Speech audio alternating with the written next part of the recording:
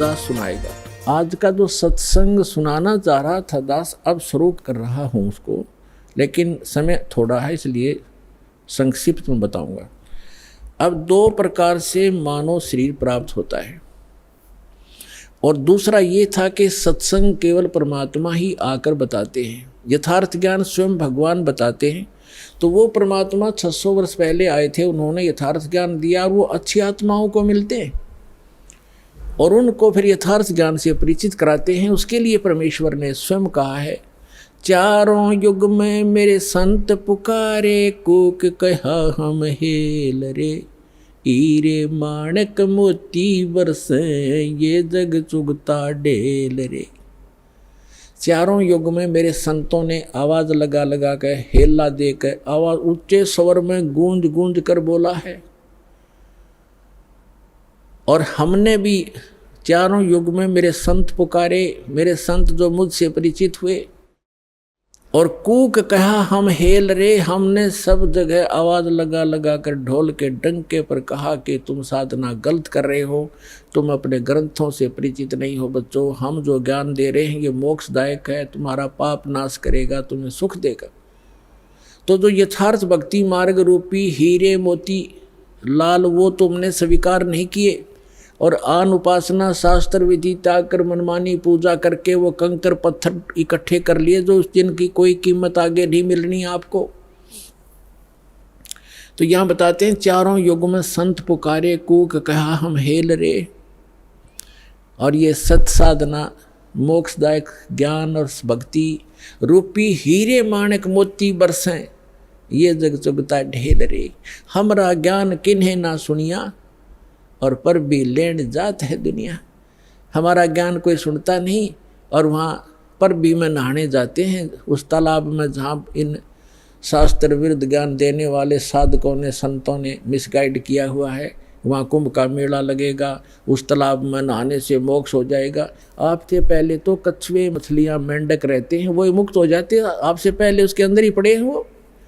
अरे बोले आदमी है, कहीं गीता जी में लिखा कहीं पर ये जा करके पर भी लेकर आओ, या कोई अन्य मंत्र जाप करो, या श्राद्ध निकालो, बल्कि मना किया है श्रीमद् भगवद गीता में 9वें अध्याय के 25वें श्लोक में कहा है कि जो भूत पूजते हैं वो भूत बनते हैं, जो देवों की पूजा करते हैं देवलोक में जा करके उनके नौकर लगते हैं, वहाँ चले जाते हैं, और जो पितर पूजते हैं वो पितर लोक में चले जाते हैं, और मेरे पूजने वाले मुझे प्राप्त होते हैं, यानी ब्रह्मलोक में चले जाते हैं।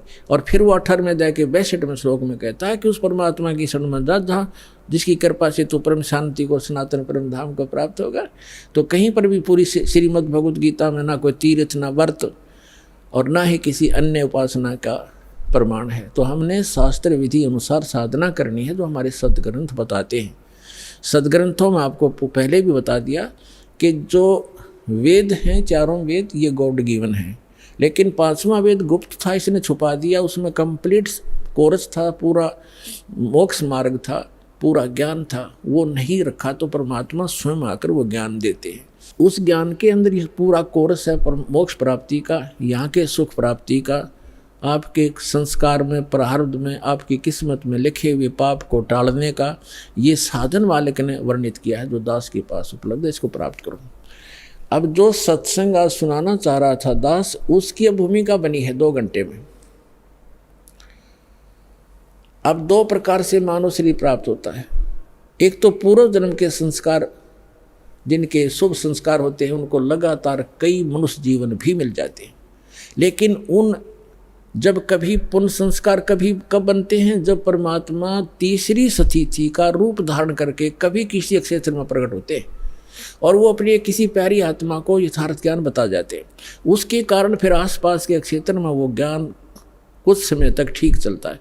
तो वो पुण्य आत्माएं भक्ति से युक्त हो जाते हैं, और फिर वो लगातार कई जन्म भी प्राप्त कर लेते हैं। उन जन्मों में यदि संत नहीं मिला पूर्ण, तो वो पूर्व जन्म की अपनी जो किस्मत की जो भक्ति कमाई है उसका नाश करके चले जाते हैं।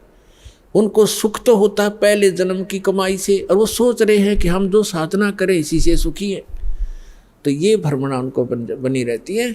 तो जितने आज दास देख रहा है राधा स्वामी, धन धन सतगुरु, जय गुरुदेव, आसाराम, सुधांशु जी, ये जितने भी कृपालु और ये क्या नाम है, कुमार स्वामी, जो 10-10, 15-15, 20-20, 30-30, 40-40 वर्ष से इनके पास रहे, जब तक इनके पुण्य पुछले पूर्व जन्म के चले तो ये सुखी नजर आवे थे, साधना वो गलत कर ही रहे थे।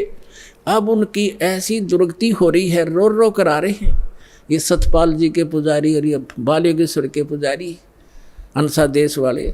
अब ये रोते हैं आकर के।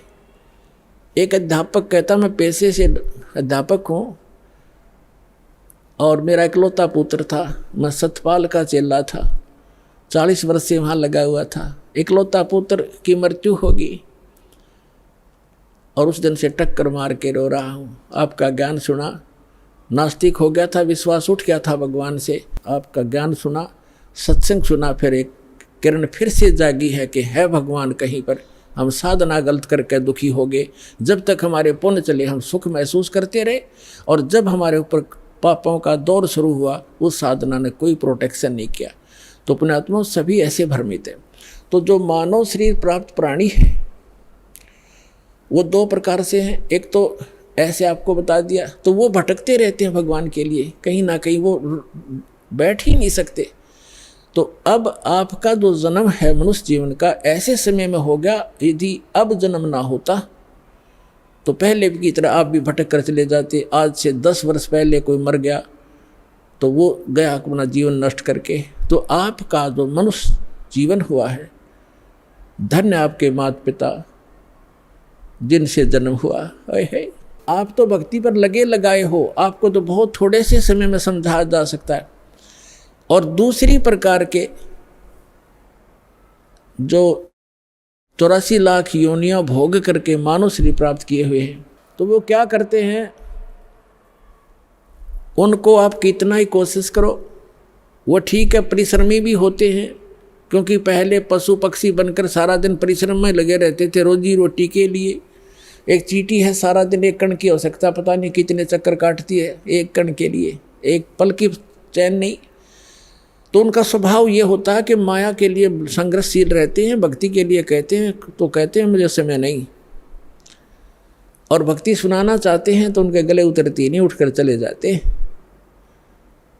तो क्या बताते हैं कबीर साहब, कहते हैं कबीर पिछले पाप से हरि चर्चा ना भावे ना सुहावे, कहूँगे कह उठ चले ना और बात चलावे। जो पूर्व जन्म के संस्कारी प्राणी नहीं होते हैं या जिनके पाप कर्म अधिक बढ़े हुए होते हैं, उनके सामने सत्संग की चर्चा की जाती है भगवान की, तो उसके 3 लक्षण हैं। जो भक्तिहीन कर्महीन प्राणी होता है, कबीर साहब कहते हैं कबीर पिछले पाप से हरि चर्चा ना सुहावे, और कहूँगे चर्चा चलते लटके लेगा, और ना कोई और चर्चा शुरू कर देगा। अच्छा सुन, एक बात सुन मेरी, वो फलाना काम ऐसे था, वो जैसे आप कोशिश करते हो कोई रिश्तेदार भाई बहन मित्र को चर्चा सुनाते हो, 2 सेकंड सुनता है, फिर वो ध्यान ऐसे ऐसे रहता, ऐसा है ना वो एक काम जो आप वो ऐसे हो गया उसको ऐसे हो गया, आपको भी डिस्टर्ब कर देगा, आप बताना चाहते हो। और तीसरा कहते हैं फिर मुझे काम याद आ गया, फिर मिलूँगा, उठ कर चल जाएगा।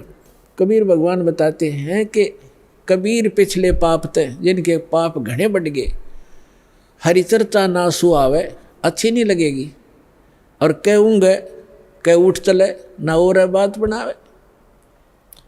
तो ये उस व्यक्ति के लक्षण हैं जो पिछले जन्म के पापों से ज़्यादा ग्रस्त है। सीधा ही वो 84 लाख प्रकार के प्राणियों से, पशु पक्षियों की योनि से प्राप्त सीधा मनुष्य जीवन प्राप्त किया है।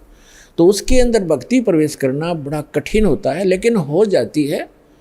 उसको थोड़ा ज़्यादा समय लगेगा इस ज्ञान को समझने में, और शुरुआत एक बार हो जाती है, धीरे धीरे किसी ना किसी जन्म में तो वो हो ही जाती है।